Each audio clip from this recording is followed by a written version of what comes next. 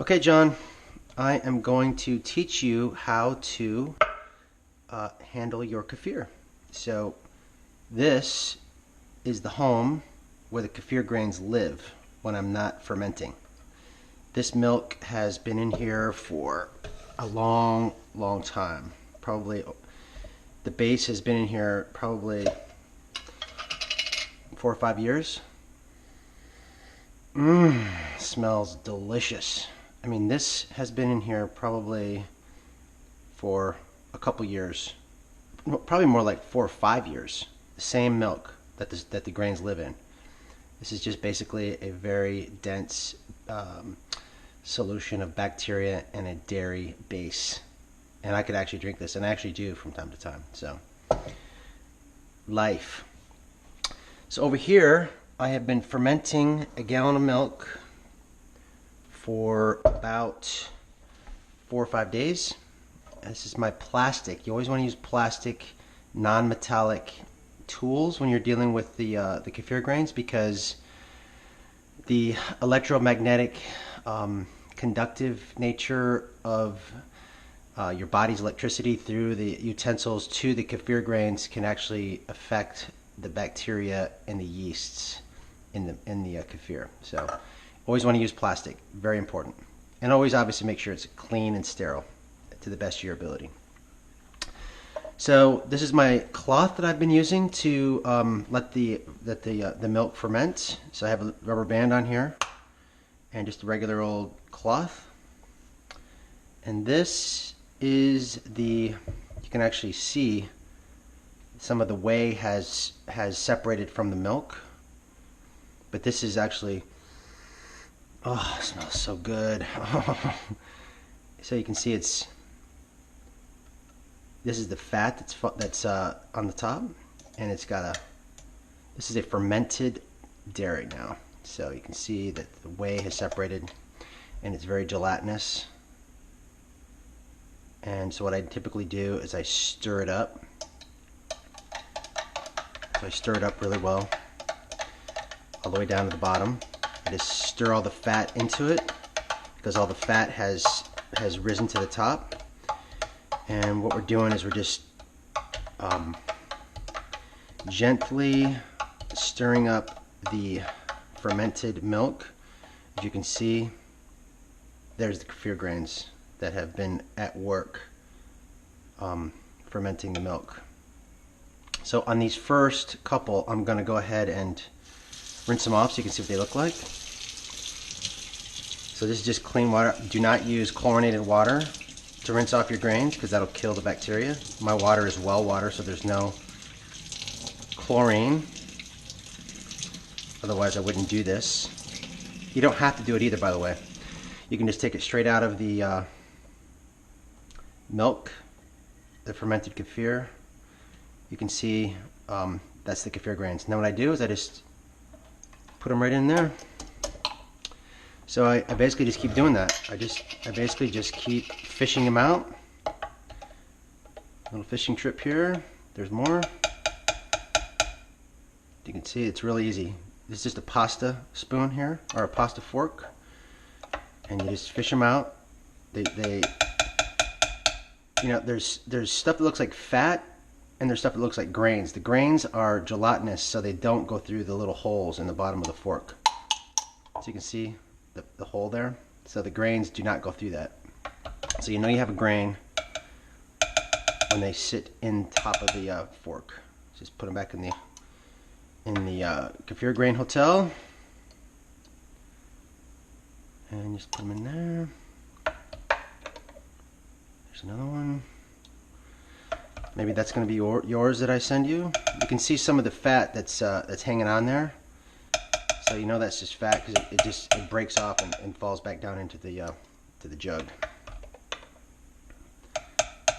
There's another one. There's more. Now you could take one of these grains, like the one that's laying there in the bottom right there, and I can send that to you, and you can start your own kefir grain growing with just that one, and it will turn into multiple grains like what I have here. So I've been growing these grains for probably since 2011, about 2011 actually. So about 6 years I've been growing these grains, and they're my prized possession actually. That along with my Vitamix right there. So keep fishing them out. There's another one. So there's a bunch of them. I have a bunch of them in here. There's another one.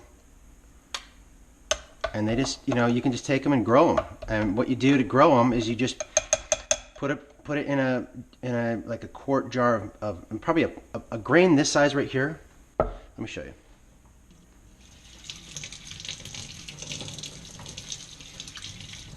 If you were to take a grain that size, that'll ferment about a coffee cup's worth of milk.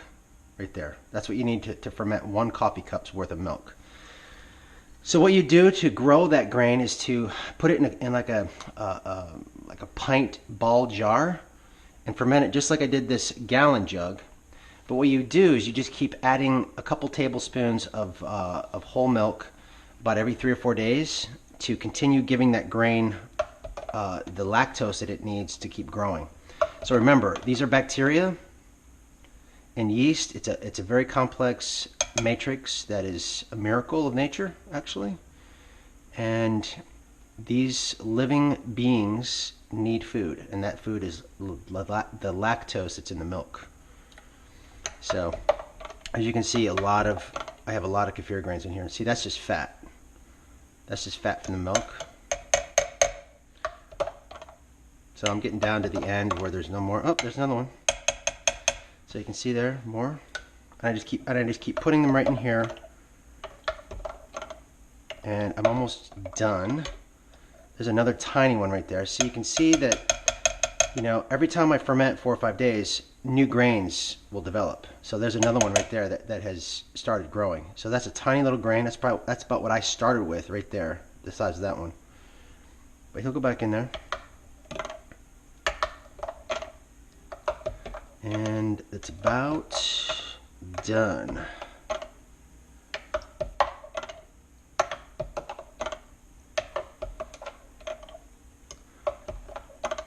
Yep, looks like that's about it.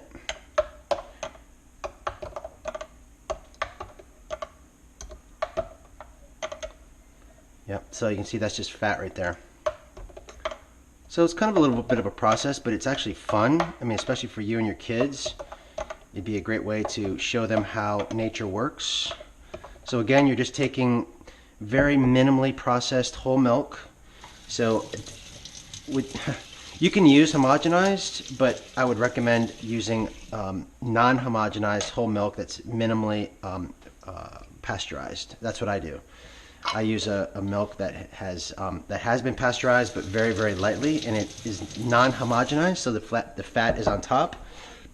So this is where I put all the grains, and I store it in my refrigerator for the next time I'm gonna use them. So this is like my pets. I take care of them like they're living, breathing animals that need to be taken care of. So that's my life right there. So here is another jar that I had already fermented that I'm still working on. And I drink about a glass worth, about this size right here, usually every night before I go to bed when I'm at home, with a little maple syrup.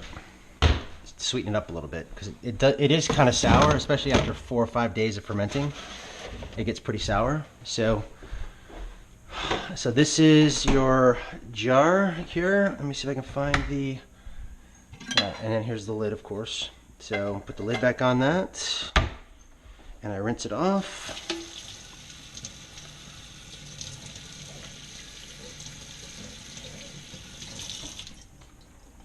And I'll dry it off, and there is my gallon of freshly fermented, whole, local, grass-raised, grass-fed cow milk. And that'll go in the refrigerator.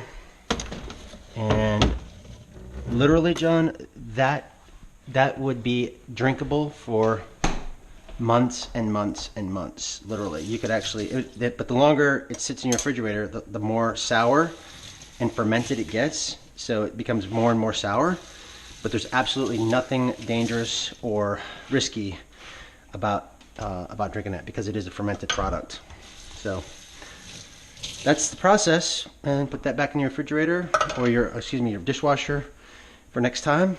And this is the Vitamix that I've been using for years. You can see it's pretty well used. That's all you need. It's my #1 appliance, and that's it. Hope you enjoyed it. Good luck.